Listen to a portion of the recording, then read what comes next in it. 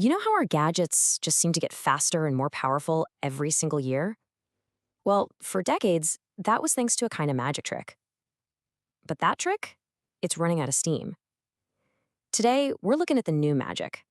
A huge shift away from just making chips smaller to basically building tiny, super powerful cities inside of them. For over 50 years, the rule of the game was simple. Make the transistors smaller and the chips get faster. That was Moore's law. But we're really starting to hit a wall made of both physics and finance that's getting ridiculously expensive to climb over. So the big question is, what happens next? Well, the whole industry is flipping the script. Instead of pouring all their energy into shrinking transistors, they're becoming master architects. They're figuring out how to connect lots of specialized little components into these incredibly powerful systems, all inside one tiny package. Okay, let's dive into that a little deeper, because to really get why this new approach is so important, you first have to understand why the old way, why Moore's law is hitting a dead end. It's really a perfect storm of physics and money. I mean, for the first time ever, the cost to make a single transistor is actually going up. That's partly because the machines that draw them cost hundreds of millions of dollars a piece. And on the physics side, when you get this small, electrons start doing weird quantum stuff. They literally start leaking through the walls meant to control them. And all of this just generates an insane amount of heat. It's just not sustainable. So the solution is something called advanced packaging. And honestly, the best analogy is the one right here. Instead of building one giant, sprawling mansion, we're now designing a dense, super efficient city where every building has a specialized job. The package itself, which used to be just a boring old protective case, is now the high-tech metropolis where all the action is. And the first huge trend driving all this is a move away from those massive, do-it-all chips. The industry's embracing a much more flexible, modular way of doing things that's totally changing the game. At the heart of this whole thing is this really cool idea of a chiplet. It's a small, specialized block that does one thing really, really well, like a CPU core for thinking or an I/O controller for talking to the outside world. They are literally the new Lego bricks for building the future of electronics. You see, the old way of building one giant chip, man, that was risky. It was like walking a tightrope without a net. A single microscopic flaw, and there are always flaws in manufacturing, could make the entire super expensive chip completely useless. You just had to throw it away. But with chiplets, the math totally changes. Now, a defect only ruins one small, much cheaper part.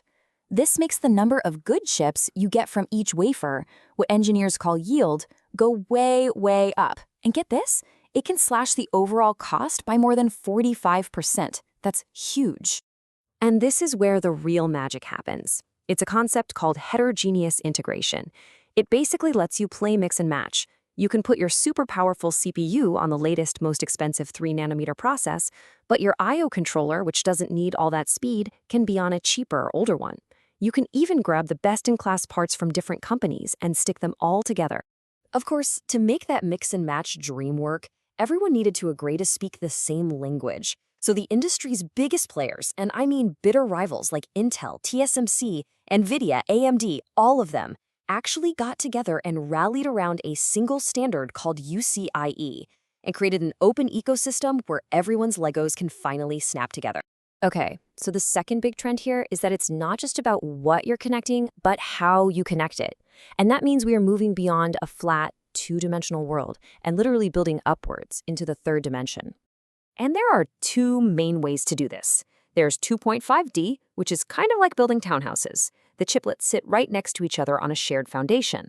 That's perfect for connecting a big GPU to its memory.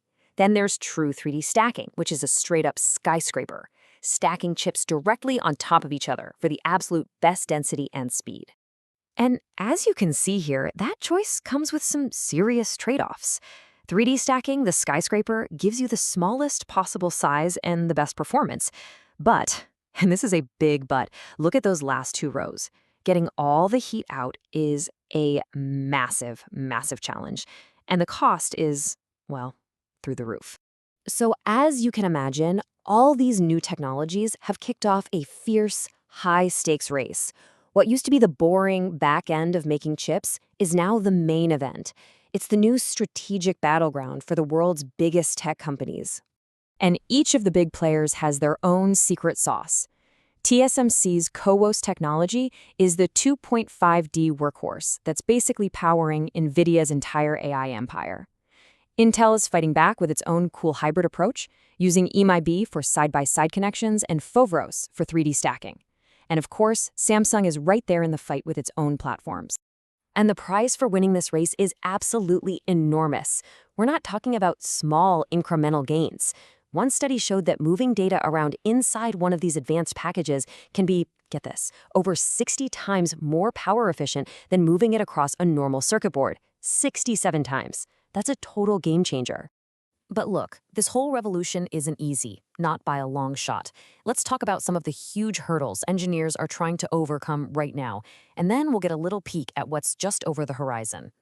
The biggest problem by far is heat. In a 3D stack, the chips on the bottom get absolutely cooked, and that can destroy the entire system.